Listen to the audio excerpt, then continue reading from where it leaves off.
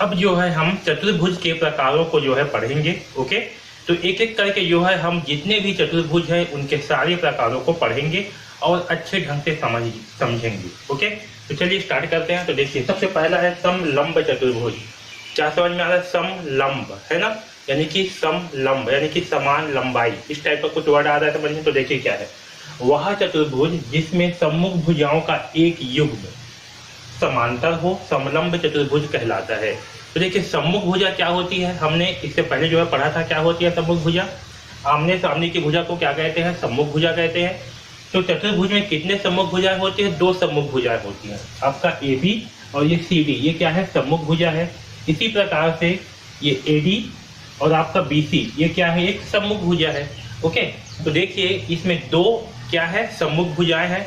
तो इसमें से अगर कोई भी एक जो सम्मुख भुजा है वो क्या होंगे? समांतर होंगे। समांतर मतलब क्या समझते हो? जो एक दूसरे को कभी भी नहीं काटेंगे। इस प्रकार की भुजा को क्या कहते हैं? समांतर भुजा कहते हैं।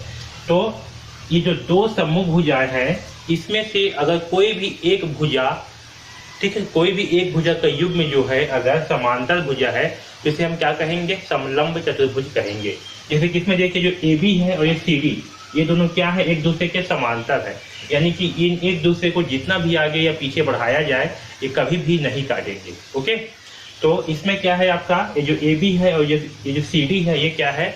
एक समांतर भुजा है। ठीक है, तो ऐसा चतुर्भुज जिसमें 2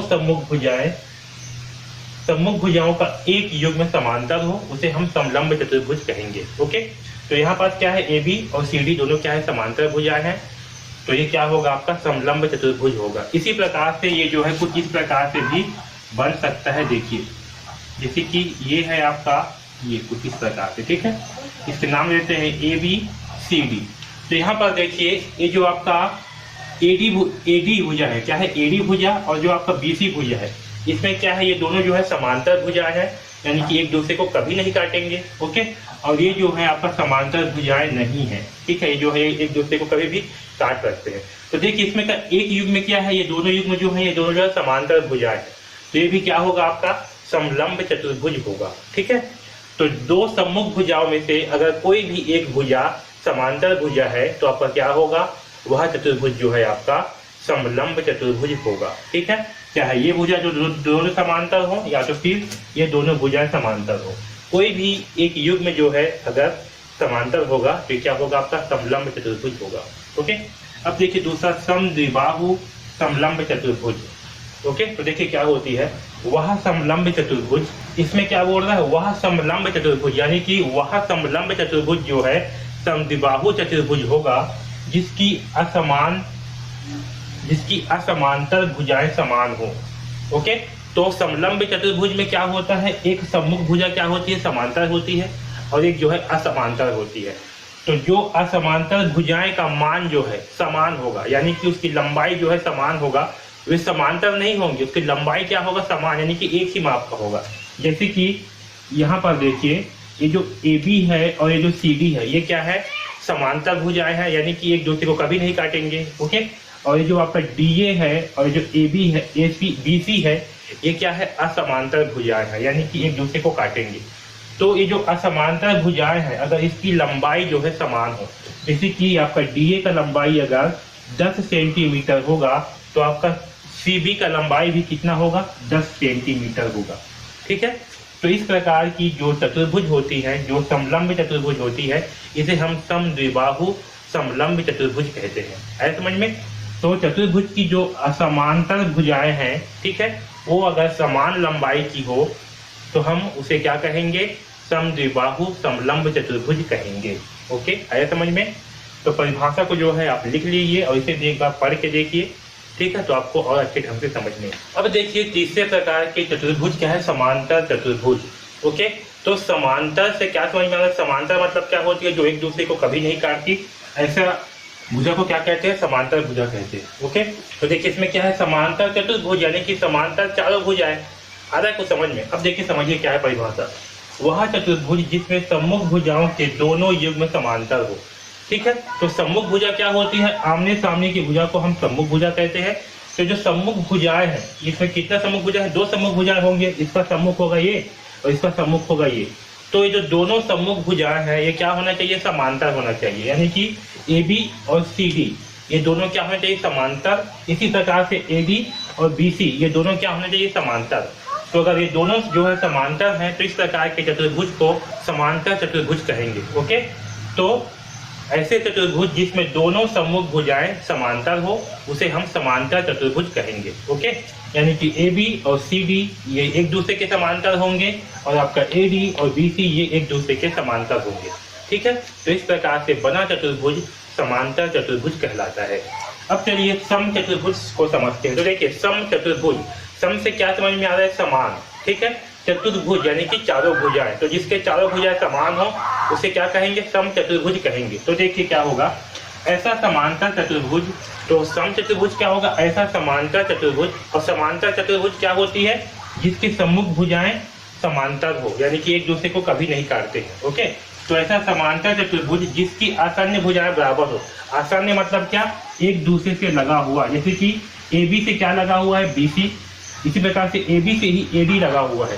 तो ये भुजा क्या होंगे, आपस में बराबर होंगे। ओके, ये भुजा क्या होंगे, आपस में बराबर होंगे। वैसे ही ये भुजा और ये भुजा भी क्या होंगे, आपस में बराबर होंगे। इसका मतलब क्या है कि चारों भुजाएं जो है आपस में बराबर होंगे और साथ में समांतर भी होंगे, यानी कि जो इसके सम्मुख भुजा होंगे वो क्या होंगे, समांतर होंगे। AB के समांतर होगा आपका CD और AD के समांतर होगा BC, और साथ में सभी भुजाओं का लंबाई भी क्या होगा, आपस में समान होगा। तो इस प्रकार के चतुर्भुज को जो है हम सम चतुर्भुज कहेंगे। ओके, तो ऐसा समांतर चतुर्भुज जिसकी आसन्न भुजाएं बराबर हो सम चतुर्भुज कहलाता है। ओके, आया समझ में। तो जिसकी सभी भुजाएं बराबर हो और क्या हो, जिसके सम्मुख भुजाएं समांतर हो, इस प्रकार के चतुर्भुज को सम चतुर्भुज कहेंगे। ओके, चलिए अब पांचवा प्रश्न को जो है अब जो है चतुर्भुज के पांचवा प्रकार को समझते हैं। क्या है, आयत। तो ऐसा समांतर चतुर्भुज जिसके प्रत्येक कोण समकोण हो आयत कहलाता है। ठीक है, ऐसा समांतर चतुर्भुज, समांतर मतलब क्या, जिसकी जो आसन्न भुजाएं हैं वो क्या होंगे, समांतर होंगे, एक दूसरे को नहीं काटेंगे। ओके, तो ऐसी समांतर भुजा जिसका प्रत्येक कोण क्या हो, समकोण हो। समकोण का मतलब क्या समझते हो, 90 अंश हो, यानी कि आपका कोण A, कोण B, कोण C, कोण D ये चारों क्या हो, आपके 90 अंश का कोण हो और जिसकी सभी भुजाएं क्या हो, समांतर हो। ओके, मतलब जिसकी आसन्न भुजाएं समांतर हो, जिसके आमने सामने की भुजा क्या हो, समांतर हो और प्रत्येक कोण 90 अंश का हो, इस प्रकार के चतुर्भुज को आयत कहते हैं। ओके, आया समझ में।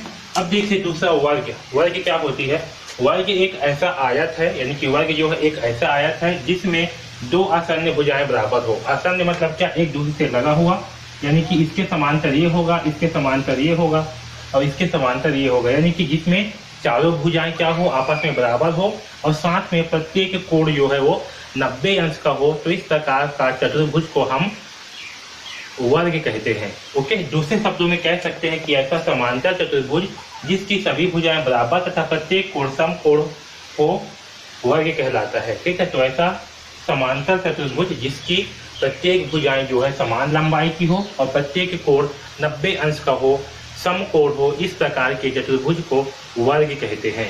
ओके, आया समझ में। तो ये जो है वर्ग की, ये जो है चतुर्भुज के प्रकार हुए। हमने 6 प्रकार के चतुर्भुज को पढ़ा है। आगे जो है इससे संबंधित ही प्रश्नों को हल करेंगे। ओके, अब चलिए समांतर चतुर्भुज के गुण धर्म क्या होते हैं, उनके क्या क्या प्रॉपर्टीज है, इसे जो है समझते हैं। ओके, तो देखिए समांतर चतुर्भुज क्या होती है, ऐसा चतुर्भुज जिसकी सम्मुख भुजाएं समांतर हो उसे हम क्या कहते हैं, समांतर चतुर्भुज कहते हैं। ओके, तो देखिए समांतर चतुर्भुज के गुणधर्म क्या है। पहला क्या है, प्रत्येक युग्म में सम्मुख भुजाएं बराबर होती है। ठीक है, सम्मुख मतलब क्या, आमने सामने की भुजा क्या होंगी, प्रत्येक युग्म में, जैसे 2 युग्म होंगे, एक आपका ये युग्म, तो इसके सामने का भुजा ये और इसके सामने का भुजा ये दोनों क्या होंगे, आपस में बराबर होंगे, यानी कि AB के समांतर जो है आपका DC होगा। ठीक है, और AD के समांतर जो है आपका CB होगा। ठीक है, ओके, प्रत्येक युग्म में सम्मुख भुजाएं क्या होंगी, बराबर होंगी, यानी कि आपका AB के बराबर क्या होगा, CD होगा और साथ में समांतर भी होगा। AD के बराबर जो है BC होगा और साथ में समान भी होगा। ठीक है, साथ में समांतर भी होगा। ओके, ये हुआ पहला कंडीशन। दूसरा देखिए, प्रत्येक युग में सम्मुख कोण बराबर होंगे। ओके, तो समांतर चतुर्भुज में क्या होंगे, जो सम्मुख कोण होंगे यानी कि कोण ए और कोण सी ये दोनों बराबर होंगे। उसी प्रकार से कोण बी और कोण डी ये भी क्या होंगे, आपस में बराबर होंगे। ठीक है, तो जो सम्मुख कोण है वो क्या होंगे, आपस में बराबर होंगे। कोण ए जो है कोण सी के बराबर होगा, कोण बी जो है कोण डी के बराबर होगा। अब देखिए तीसरा क्या है, दोनों विकर्ण एक दूसरे को समद्विभाजित करेंगे।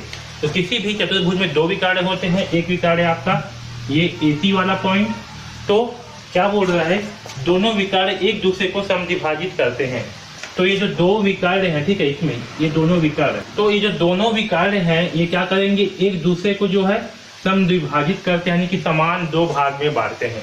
यानी कि ये विकर्ण और ये विकर्ण ये दोनों क्या कर रहे हैं, एक दूसरे को समान भागों में बांट रहे हैं। ठीक है, तो दोनों विकर्ण एक दूसरे को समद्विभाजित करते हैं। ठीक है, तो ये जो है तीन प्रॉपर्टीज है, तीन गुण है समांतर चतुर्भुज के। इन तीनों गुणों को याद रखना। पहला है कि जो सम्मुख भुजाएं हैं वो क्या होंगे, बराबर, यानी कि इसके बराबर जो है ये होगा, इसके बराबर ये होगा। सम्मुख कोण जो है बराबर होंगे, इसके बराबर ये कोण होगा, इसके बराबर ये कोण होगा।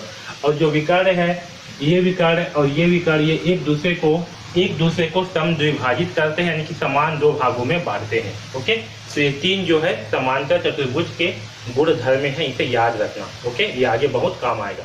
अगर आपको वीडियो अच्छे लग रहे हैं तो प्लीज़ लाइक जरूर कर दीजिएगा और इस चैनल को सब्सक्राइब कर लीजिए, क्योंकि इस चैनल में आपको जो है कक्षा 9वीं के गणित विषय के सारे अध्याय के वीडियोस जो है मिलने वाले हैं। ओके, तो चैनल को सब्सक्राइब जरूर कर लीजिए और बेल आइकॉन को दबा दीजिए, जिससे कि आपको जैसे ही वीडियो अपलोड हो तो आपको जो है नोटिफिकेशन मिल जाए और आपको एक भी वीडियो जो है मिस मत हो।